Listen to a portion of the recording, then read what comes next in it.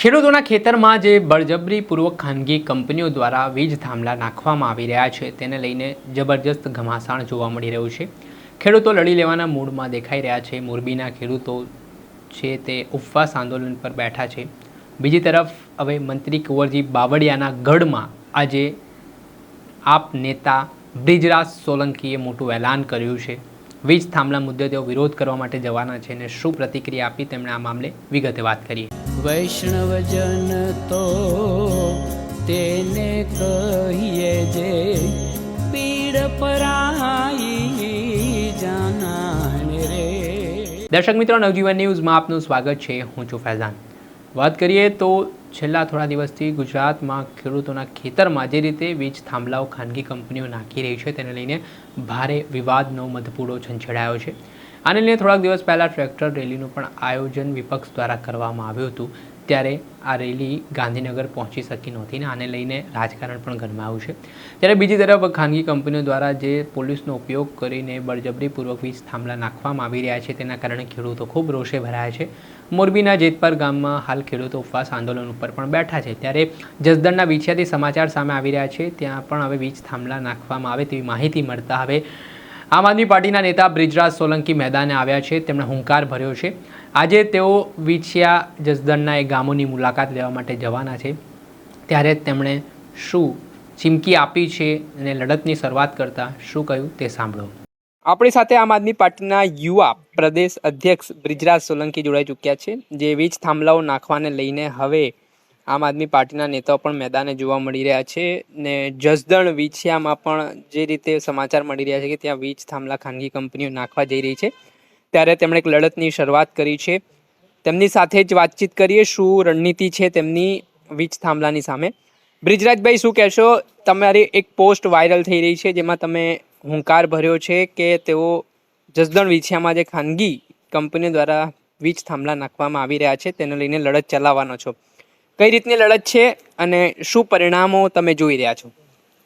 જી, સૌપ્રથમ તો નવજીવન ન્યૂઝના તમામ દર્શક મિત્રોનું આ તકે હું ખૂબ ખૂબ સ્વાગત અને આપનો ખૂબ ખૂબ આભાર વ્યક્ત કરું છું. જે રીતના જસદણ અને વિછિયાની અંદર ખેડૂતોની હાલત આપણે જોઈ રહ્યા છીએ અને સમગ્ર ગુજરાતની વાત કરું તો સુરેન્દ્રનગરનું ફોંડ ગામ હોય, મોરબીનું જેતપર ગામ હોય અને એની પહેલા કચ્છ હોય, આ ત્રણેય જગ્યાઓ ઉપર સમગ્ર ગુજરાતની અંદર ખેડૂતો ઉપર જે દમન ગુજારવામાં આવી રહ્યું છે, ખેડૂતોની સાથે સાથે મહિલાઓ ઉપર, નાના નાના બાળકો ઉપર ડિટેન કરીને એમની ઉપર જે અત્યાચાર કરવામાં આવ્યો છે, એ જ રીતના જસદણ વિછિયાની અંદર અત્યારે ગોડલાધાર ગામ છે. ત્યાં ખાનગી કંપનીઓ પોલીસને સાથે રાખીને, ભાડાની પોલીસ બોલાવીને ખેતરોમાં ઘૂસીને અત્યારે હાઈ ટેન્શન લાઈનના થાંભલાઓ નાખવાનું કાર્ય કરી રહી છે. ત્યારે ત્યાંના ખેડૂતોનો મને ફોન આવ્યો હતો અને આજે હું એમની મુલાકાતે જાઉં છું અને જે કોઈ રીતના પણ રજૂઆત કરવાની હશે એ કરીશું.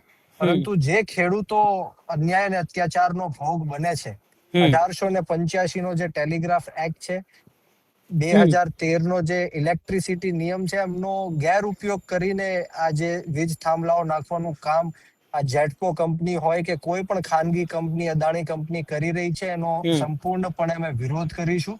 આવનારા દિવસોમાં એક ખેડૂતોનું ડેલિગેશન બનાવશું, સરકાર પણ પોતે એમનું ડેલિગેશન બનાવે, બંને બેસીને યોગ્ય વળતર ખેડૂતોને આપવાનું કામ કરે. એ માંગણી સાથે આવનારા દિવસોમાં હું પણ ખેડૂતોના અધિકાર માટે હું મેદાનમાં ઉતરવાનો છું અને અમારી ચોખ્ખી માંગણી છે કે જો તમારે ખેડૂતોના ખેતરોમાં થાંભલા નાખવા હોય તો અમારે એનાથી કોઈ વાંધો નથી, પરંતુ યોગ્ય વળતર ખેડૂતોને મળવું જોઈએ.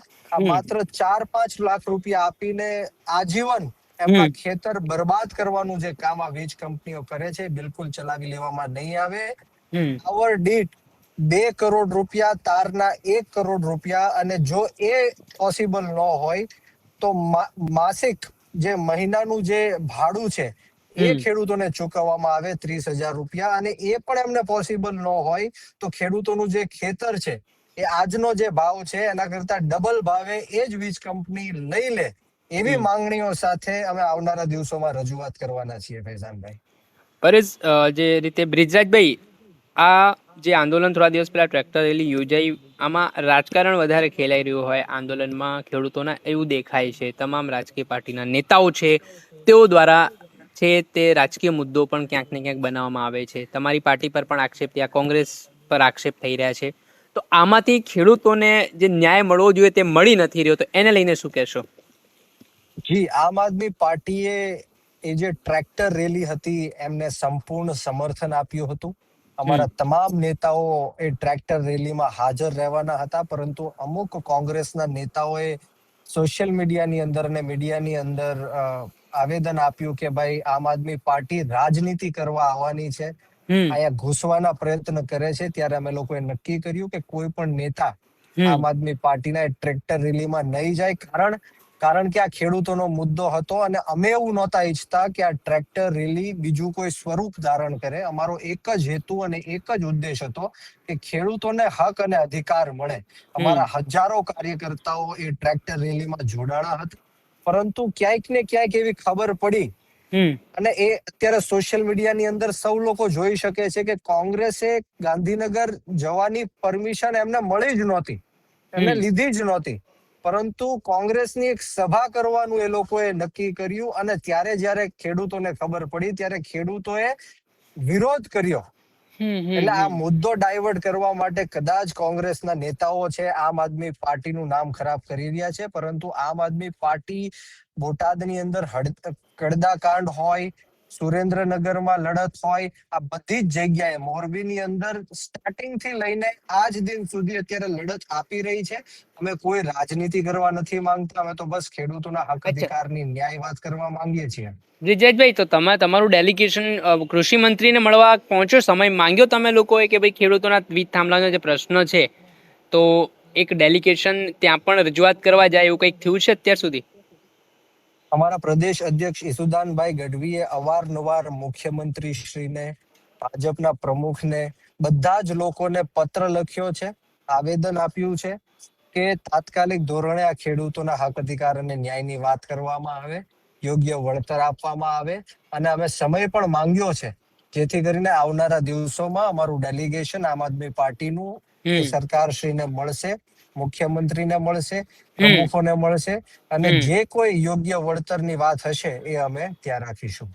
ચોક્કસ. ખૂબ ખૂબ આભાર, તમે જોડાયા બ્રિજરાજભાઈ અને અમારી સાથે વાત કરી ને તમારે જે ખેડૂતો માટે લડવાની તમે જે ઈચ્છા શક્તિ બતાવી છે, જોવાનું રહ્યું કે હવે સરકાર આમાં કેટલું નમતું ચૂકે છે. જે આપણે સાંભળ્યા હતા આમ આદમી પાર્ટીના યુવા નેતા બ્રિજરાજ સોલંકી, જેઓ મંત્રી કુંવરજી બાવળિયાના ગઢમાં જવાના છે અને આજે વીજ થાંભલાને લઈને જે ખેડૂતોને હેરાનગતિ થઈ રહી છે, જે મુશ્કેલીઓનો સામનો કરવો પડી રહ્યો છે, ખેડૂતોને જે યોગ્ય વળતર આપવામાં નથી આવી રહ્યું, તે મામલે તેમનું એક ડેલિગેશન છે તે મુખ્યમંત્રીને પણ મળવાનું છે, રજૂઆત કરવાનો છે. થોડાક સમય પહેલાં આમ આદમી પાર્ટીના પ્રદેશ પ્રમુખ ઈસુદાન ગઢવીએ પણ પત્ર લખીને રજૂઆત કરી હતી. જોકે હવે આ મામલે જોવાનું રહ્યું કે આગામી દિવસોમાં શું નવા જૂની થાય છે. દર્શક મિત્રો, આવા જ પડે પડના અપડેટો, નવા અપડેટો, ખેડૂતો સાથે જોડાયેલા અપડેટો આપના સુધી પહોંચાડતા રહીશું, ખેડૂતોનો અવાજ બનતા રહીશું. એટલે તમારી નવજીવન ન્યૂઝ જોતા રહો, લાઇક કરો, શેર કરો.